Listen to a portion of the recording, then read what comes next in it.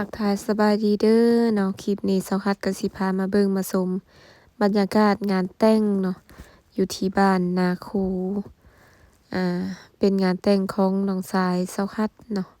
น้องสายน้องสายแท้ๆเลยเพิ่นก็เอาเบแล้วเนาะอันนี้เซาคัดก็มาฮอดงานแต่งก็มีท่ายอะไรหลายเนาะเพราะว่าติดเสียงเพลงเขาเจ้าเปิดเพลงมีแต่เพลงที่ติดลิขสิทธิ์เนาะเซาคัดลงแล้วคลิปนี้แต่ว่าติดเพลงหลายบ่เลย ก็เลยต้องได้มาปิดเสียงเนาะมาปิดเสียงแล้วก็พากเอาเนาะถ้าตัดไปได้ก็มันก็ขาดขั้นวรรคตอนอะไรหลายเนาะคลิปก็แฮงคลิปสั้นซ้ำเนาะ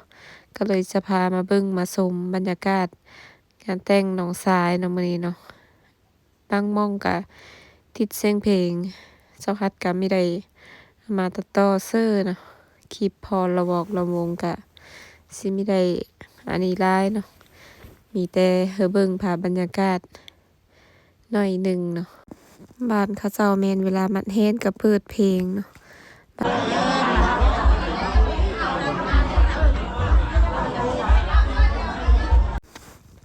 ญาติพี่น้องแต่ละคนก็เฮามามัดแฮนเด้อเนาะ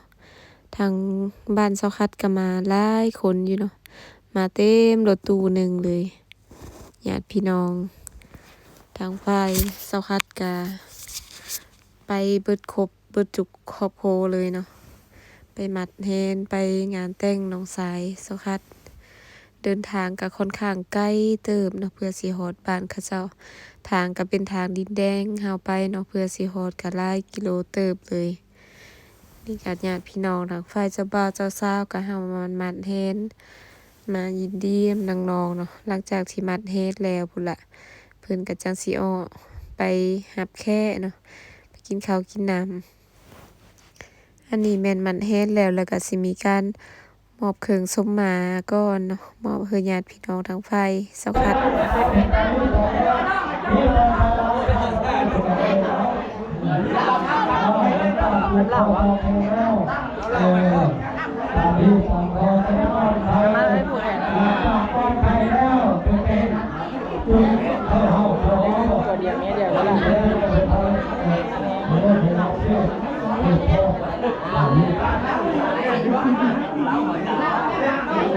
มาได้ยังไงล่ะเราได้เราไปลองกินแล้วนะเอาแม่เขาได้เลยแเอาหน้านิดนึงใส่เมื่อก็ได้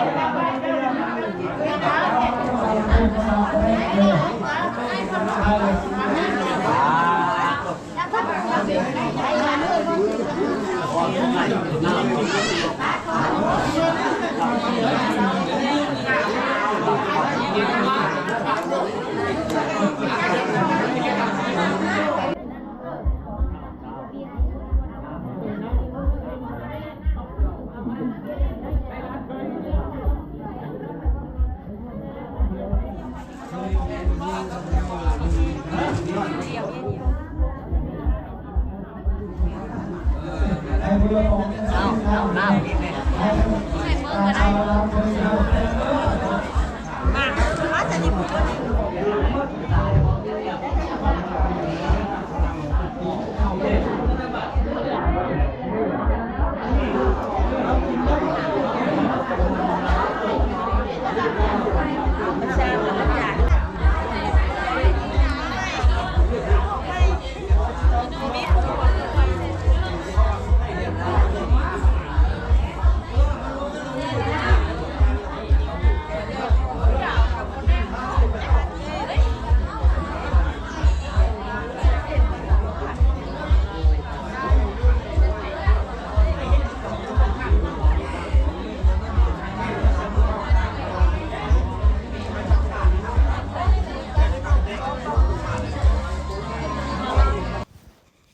ครูของน้องๆก็มามัดแฮนเธอเนาะมาร่วมยินดีนำอันนี้เซาคัดก็สิได้พากเอาเนาะเพราะว่าติดเพลงอีแล้วติดเพลงเกือบแบบว่าเบิดคลิปเลยนะเขาเจ้าเปิดเพลงนะเซาคัดก็ขอโทษขออภัยนำเนาะคลิปก็อาจสิมีสมบูรณ์ได้นะแต่ก็เยอะลงคือมันครบหั่นแหละก็เลยต้องมาพากเอาเนาะเพราะว่าโทรศัพท์เซาคัดแอปตัวนี้แม่นโหลดเพลงมาไม่ได้กันสิเซอร์เป็น เพลงตัวอื่นมาแทนที่เนาะเพลงที่ก็จะเปิดอยู่งานดองก็ไม่ได้ซ้ำแล้วก็เลยต้องอันนี้ไปก่อนนะยังนะกูเห็นเธอตากล้องแล้วบัดนี้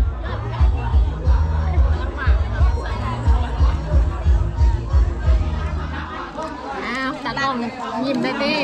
กูเห็นตากล้องเท่เราตากล้องจะเก่งเซ็งได้ได้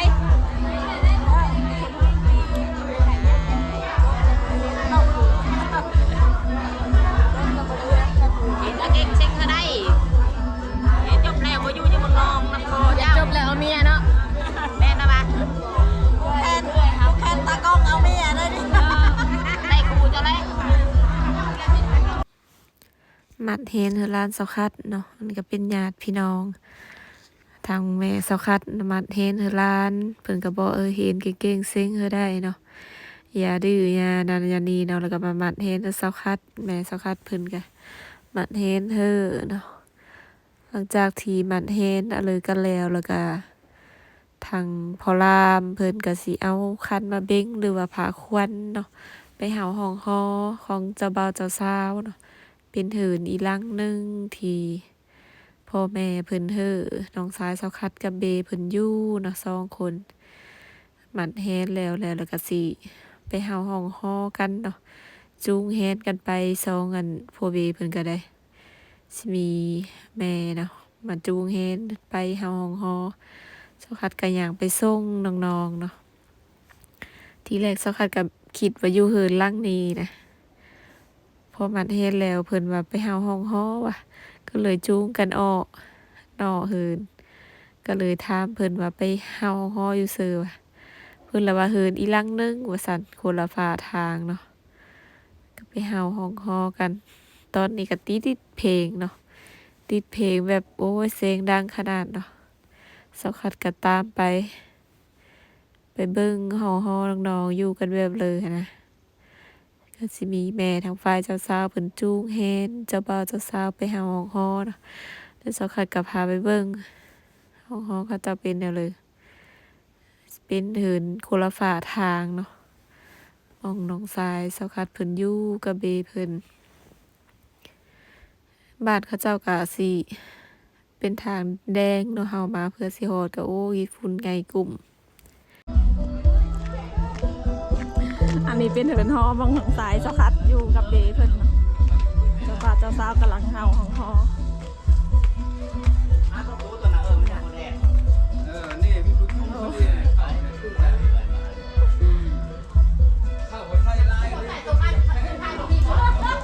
ี่ห้องฮอเนาะ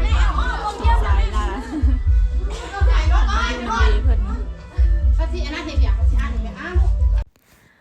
มาฮอดห้องฮอแล้วเนาะผู้ใหญ่เพิ่นก็จัดแจงขึ้นไปนั่งเนาะมาส่งเจ้าบ่าวเจ้าสาวเฮาห้องฮอนี่แหละห้องบงเพิ่นอยู่เพิ่นนอนเนาะ2คนเพิ่นพ่อแม่เพิ่นก็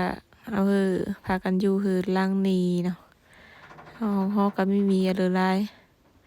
มาถ่ายรูปแม่ก็เซาคัดถ่ายรูปถ่ายหอยเนาะเปลี่ยนกันเฮาเปลี่ยนกันออกเนี่ย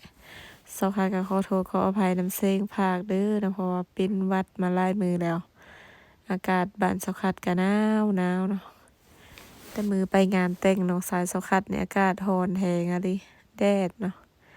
นี่ก็พากันถ่ายรูปถ่ายหอยแม่เนาะแม่เซาคัดเพิ่นก็ขึ้นไปนั่งแล้วก็ถ่ายรูปถ่ายรูปรวมแต่เซาคัดไม่ได้ถ่ายนะเพราะว่า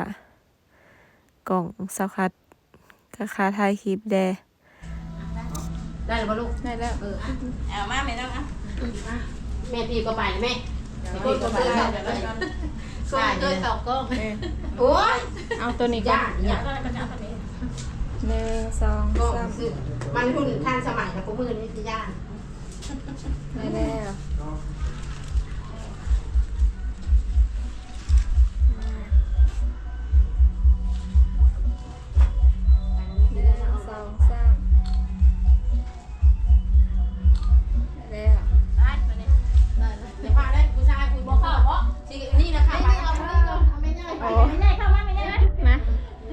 กล่องเพื่อเด้ อ้าวก็ไม่นี่แหละรู้ว่าบัตรชูออกอัดเลยยันคนนั่นมันลอยทั้ง 1 2 3 นี่ก็ถ่ายรูปถ่ายหอยกันแล้วเนาะทางแม่เจ้าสาวเนาะเพิ่นก็สิมาแกะเงินแกะคำที่ญาติพี่น้องมันแฮนเธอเจ้าบ่าวเจ้าสาวเนาะเพิ่นก็สิมาแกะซอยกันแล้วก็เอาเสื้อธงเนาะและแม่เจ้าสาวเพิ่นก็สิเอาไว้หั่นนะเงินที่เขาเจ้าเนาะบ้านเขาเจ้าแม่นทางแม่เจ้าสาวเพิ่นสิเอาไว้เบิดเงินที่ไทยบ้านมาซอยมาเริ่มมามันแฮนเนาะแต่บ้านเจ้าคัดนี่แม่นเจ้าบ่าวเจ้าสาวแกะกันเองนับกันเองแล้วก็ไว้เองเนาะสิไม่ได้คือพ่อแม่เนาะเงินมันแฮน ที่เข้าพิธีชมมาชมมาปูเอาชาเสื้อแล้วเนาะแต่ว่าไหนๆพิธีชมมาเนี่ยเขาก็ได้แต่ว่าในโบจูบูฮู้กันไหนได้ก็ใช่เป็นชมมาลาบมาแล้วต่อไปเป็นปู่ย่าแล้วถือว่าเย็นนี้ลูกหลานเขานั่งท่าแล้วเนาะลูกหลานที่สมบัติสมมาเนาะใจบอกเขาท่านของนี่นะมันต่างหากไหนของนี่ก็ว่าคุณไม่ฉลาดนะทำเขาสามารถเป็นคนก็ไม่ได้ทำดีที่เรื่องของเราเนาะของนี่ก็ดูของนี่ของมากของฟ้าปูนมาถ้าเราบางคนก็ว่า หมักแห้งแล้วก็เอาเครื่องส้มมา คุณนี่พูดว่าท่านชมเราที่มอบไม้ให้แม่ได้รอได้ในโชว์ว้าวจะคุณบอกคุณเดินลูกเราจะมอบให้ไหม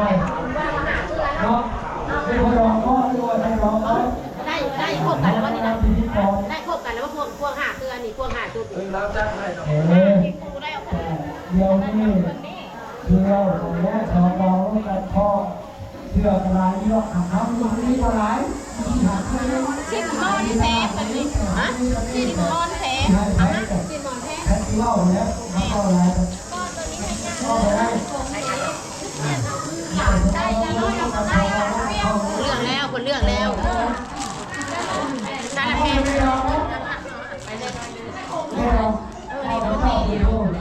ไปเด้อเด้อแล้วเนาะมาเนาะแล้วเราก้มใส่ลูกก้มใส่พ่อน้ำหอมนี่นะ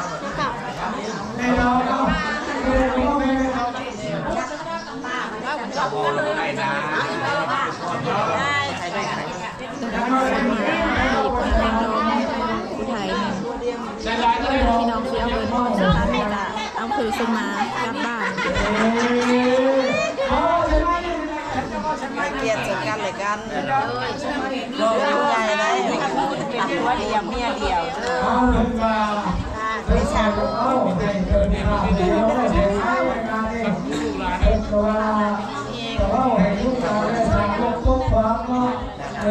จะดีไซน์เสริม แล้วเลยน้องดอกนี่เนาะโดยเอาแรกไปตอนนี้แรกไปไปแล้ว ญาติพี่น้องก็สิเอาเสื้อน้องกลับบ้าน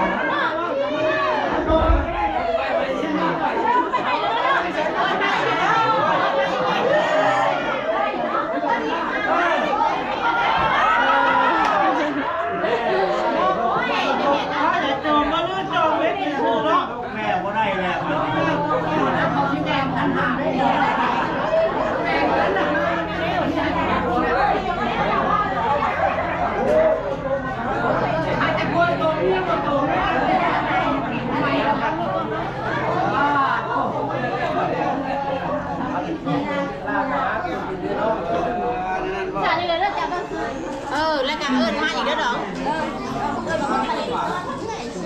มาเบิ้ลรถพี่สไลด์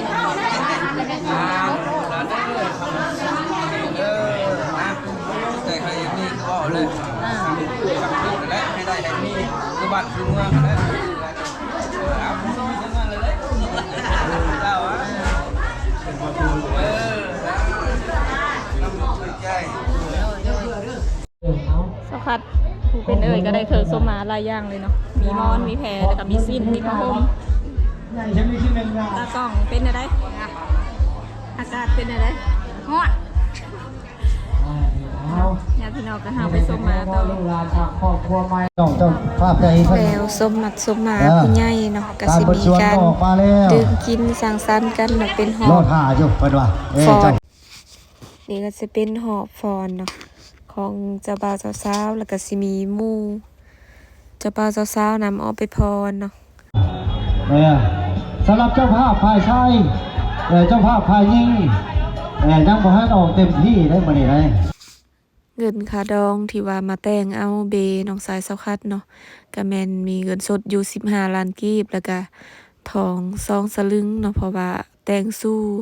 น้องสายเสาคัดมาอยู่นำเจ้าสาวเนาะก็สิมาแต่งทางฝ่ายเจ้าสาวทางเฮือนเจ้าสาวแล้วก็แล้วเลยเนาะงานแต่งมื้อนี้ก็มีเหลือหลายเนาะเขาเจ้ากินข้าวกินน้ำแล้วก็พากันโบนซื่นออกไปฟ้อนระวงเนาะผู้สาวบ้านนี้ก็ค่อนข้างอายเนาะ มีแนมมาหากล้องเสาคัดเลยได้ถ่ายทางหล่างเขาเจ้าเนาะเสาคัดกับมิกาไปถ่ายเขาเจ้าได้บางคนก็อายหั่นนะมิกาออกกล้องเนาะคลิปนี้เสาคัดก็สิได้ปิดไว้สำนี้ก่อนเด้อเนาะพาเบิ่งพาชมบรรยากาศงานแต่งน้องสายซื่อๆเนาะขอขอบเจอเบอร์ทุกๆท่านเลยเด้อที่เฮามาติดตามรับชมเบิ่งคลิปเสาคัดเนาะเดี๋ยวไว้พอกัน EP หน้าเด้อ